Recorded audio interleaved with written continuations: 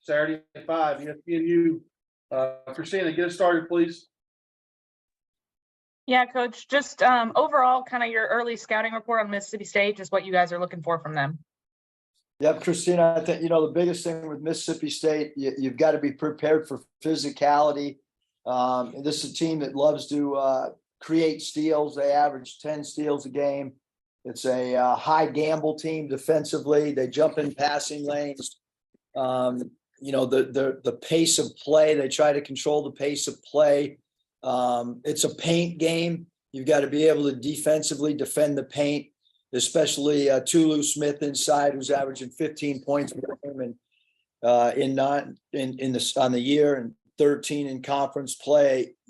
Perimeter wise, they have Deshaun Davis, number 10, Oregon State transfer who can make threes, high assist player, and then Shaquille Moore, an NC State transfer, lefty, can shoot the ball, playing really well of late. And then they have some really athletic wings with great size, and Cam Matthews, number 4, and Tyler Stevenson, number 14, and DJ Jeffries, number 0. So, and then 2 big guys inside, and Tulu Smith, number 1, and McNair, who played at New Mexico State last year, and we played, against him in the NCAA tournament, number 13.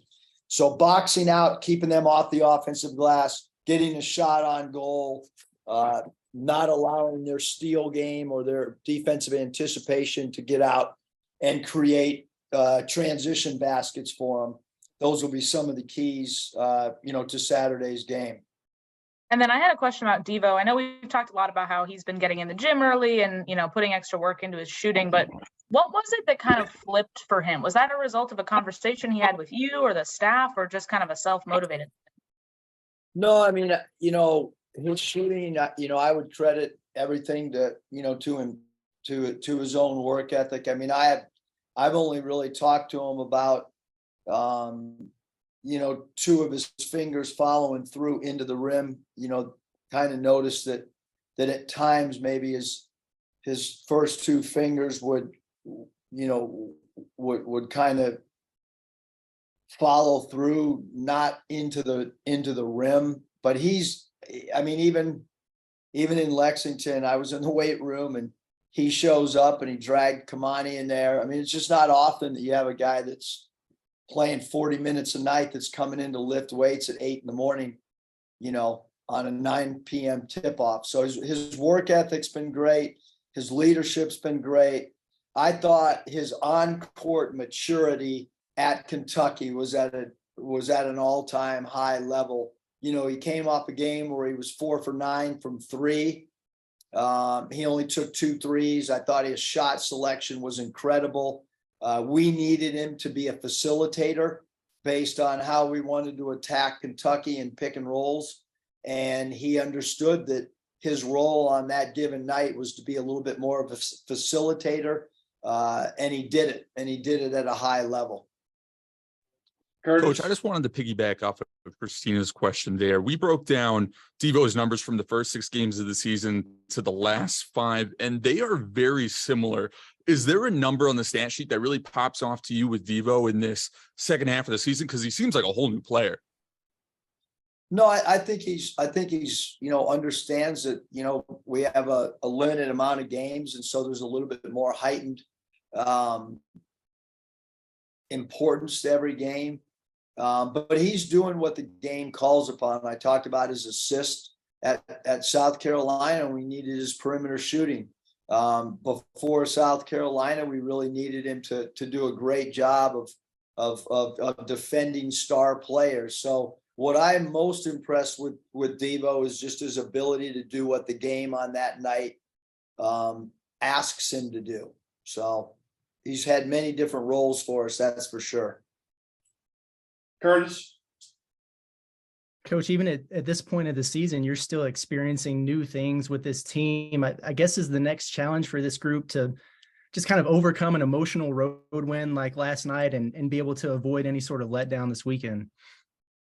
Yeah, I think, the good thing is that it's a Tuesday and, we still have, Wednesday where they're really not doing anything. Thursday we'll have a good practice. Friday we should have a good practice. Because it's the tip's at 5, we will be able to have a shoot around on Saturday. So I think there's plenty of time to get over. It's not just that we won the game at Kentucky. It's also the fact that, we have a winning streak going, just like Kentucky had a winning streak going. And, once you get over 4 or 5 wins, you just can never get comfortable with that. And you have to understand how hard it is to win. And there's a really good chance that Mississippi State's going to come in here on their own winning streak. I mean, they won their Big 12 challenge game against a really, really good team. They've got a couple wins in league. They play a home game tonight. So, they're going to come in here with a great deal of momentum as well. And I guess, has there been any change of status or progress of note with Nick? Yeah, Nick's, he has practiced the last few days with us. Obviously, he did not go on the road trip so that he could continue to stay back here and work on his conditioning. We're optimistic that and hopeful that Nick will be able to play sometime here in the near future. Hutch? Yeah, Coach, y'all had that really tough game against New Mexico State in the NCAA tournament, and Coach Jans. I'm curious if even though this is year 1 for him at Mississippi State, are you kind of seeing his fingerprints on this team? Yeah, I think that all the new coaches, in our league, we're seeing, a style and identity start to be formed. It's hard to do it in your first year, but Coach Jans they were incredible in non-conference play. And then much like us, there was a little bit of a struggle early in conference. And now, like I mentioned, of late, they've been playing great basketball. They're tough. They're physical. They create grinded out games. They're very well coached. They're defense oriented. They're going to throw the ball inside 6 to 9 times to Tulu Smith on straight post ups. And they're great offensive rebounding team. So a lot of similarities for sure from what we saw from New Mexico State. You mentioned they're playing a lot better of late. Was there something that changed for them? Something that seems to be working better now than maybe earlier in the SEC play? No, I just think, there's ebbs and flows throughout the course of the season, but more number 3 is playing better of late for sure. And Smith he's just a hard cover because he's a wide body. He's a guy that draws free throws attempted. They do such a great job creating steals, and it's really hard to create a defense when there's live ball turnovers. I mean, it's hard to come up with a game plan for a team that's a high steal, high gamble team. And so getting a shot on goal becomes paramount. Not trying to eliminate live ball turnovers is extremely important as well. Scotty? Yeah, Eric, Mikal has, kind of emerged since you guys, got on your SEC win streak. I'm curious what he's done, maybe behind the scenes or whatever to gain the staff's trust. Like it seems like he has. He's been really locked in on the scouting report. Pre-practice and post-practice here is really important. Last night was by far his best finishing game. When you look at his numbers from the field, he had a fabulous rim run with a high degree of difficulty pass to catch on the run. He was able to not only catch the ball, gather himself, finish. He hit a mid-range shot. But I think his defensive physicality, his defense rim protection, really important against some of these teams of late that we've played. Obviously, when you think about Texas A&M, you think about their offensive rebounding, you think about Coleman and Marble inside. So it made sense for Mikal to have a big role. And then you think about Kentucky's front line and how you're going to defend and who's going to be primarily assigned to Oscar Tshiebwe. Kel made perfect sense on that. And now certainly coming into Mississippi State, the post-up game, especially of number 1, Tulu Smith, is of the highest importance to us, along with when McNair comes in, trying to eliminate post-ups of both those two interior players. And then we've got a defensive rebound with guys like DJ Jeffries and Cam Matthews. What have your impressions been of Jordan of late? I think you mentioned on Saturday that you'd seen good growth from him. But what has that growth entailed exactly, in your opinion? Yeah, I think whether a player starts or comes off the bench, you want that player to be mentally engaged, be able to come in and have an impact right when he checks in, get into the flow of the game offensively, but make an impact on the boards, make an impact running the floor, make an impact defensively. And certainly we feel like Jordan has done that. And even, coming off the bench, my thought process was maybe it would help him stay out of foul trouble a little bit. Although we brought him off the bench last night and there was still a little bit of foul issues, but he's, I think he keeps getting better and better. And when he plays with the energy that we've seen of late, he really, really impacts the game on 3 levels: offensively, defensively, and then on the backboards, both offensive rebounding and defensive rebounding. Bob? Less, Sorry, go ahead, Tony. yeah, last thing, if you don't mind. I think you guys' offensive numbers, whether coming out in the second half on that first possession or coming out of a timeout, are pretty good this year. I think especially of late. What do you maybe attribute that to, and how much pride do you guys take in that? Yeah, I mean, I think we try to take a lot of pride in our opening play of the game. We try to run a play that we've never run before to start every game, a new set. And then, we feel like it's important to get a good shot from a shot selection standpoint to start the second half, whether you have the ball to start or your first offensive possession after a defense possession in the second half. And then certainly after timeouts, you want to try to get a defensive stop, because that if the other team has the ball, that they're trying to come up with a possession that you steal, so to speak. And then offensively, we want to try to do the same thing and try to score off maybe a wrinkle that that the opposition hasn't seen. Bob? Hey, Eric. Hey, this is a question I was asking for Nate. I wanted to ask before I forget. He wanted to know what you thought about the development of the twins. And you've already obviously talked about Mikal, but is there anything you want to add about how Mikal's been playing? No, Mikal's done a great job defensively. I mean, right now, in the last few games, his shot blocks per minute is through the roof. Makai, those two guys together, just as we talked about prior to the Alabama game, I thought those two guys gave us a physical presence together at their size, at their weight, with their physicality. So both of them have done a really good job defensively and rebounding and allowing us not to have to double team the post because they've been single coveraging guys that are star players on opposing teams. And I know how intense you are with preparation, short turnaround from Carolina, Kentucky. I found it interesting y'all went to the horse farm. Was that a spur of the moment thing? Was that planned? Or do you think that was maybe that was good to give you and your staff guys a little bit of a mental break when you're grinding so hard, probably? Yeah, that was all Riley Hall's idea, but there was only so much more we could talk about. We had enough mini film sessions and, just like whether it's an NCAA tournament or whatever, I think it's always good to be able to take advantage of, whether it's a couple guys on staff, whether it's the players, whether it's, support staff, to be able to step away from basketball for a short time frame.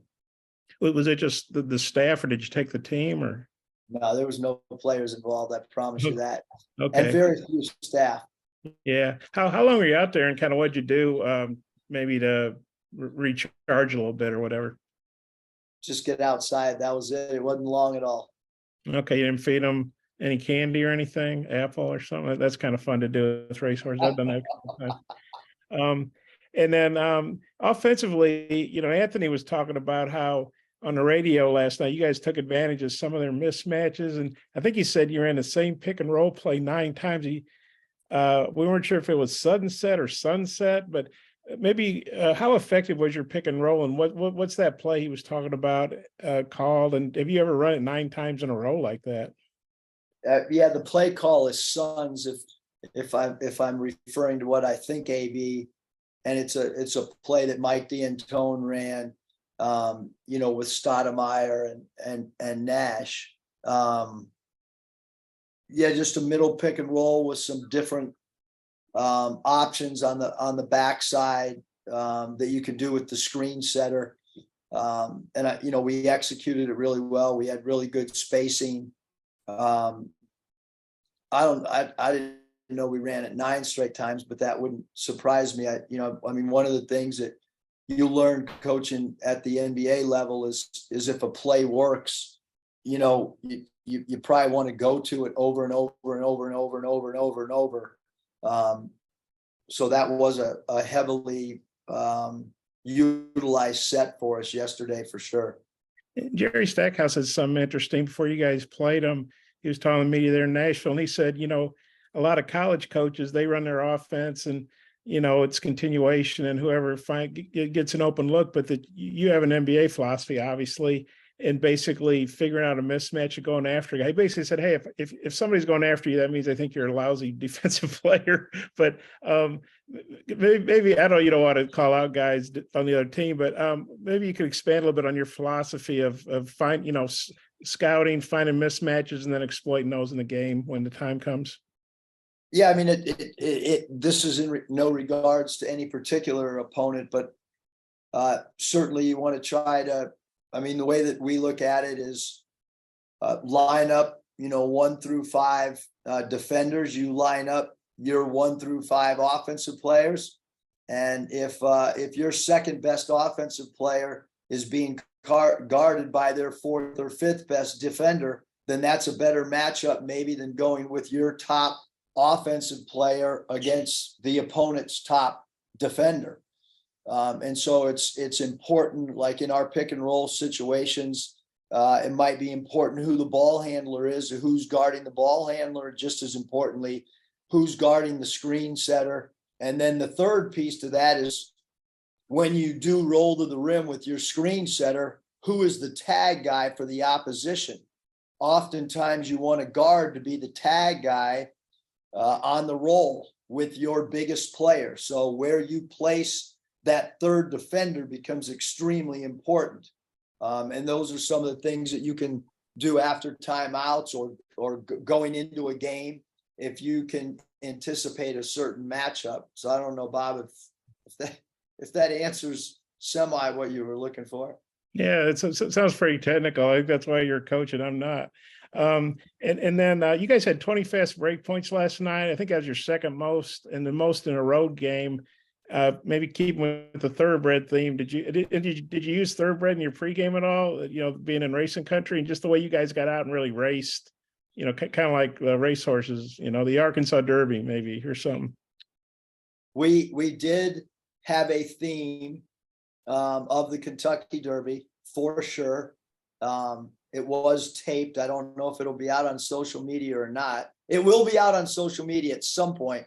I don't know if it'll be out in the next few days or in the summer, but it will be out at some point.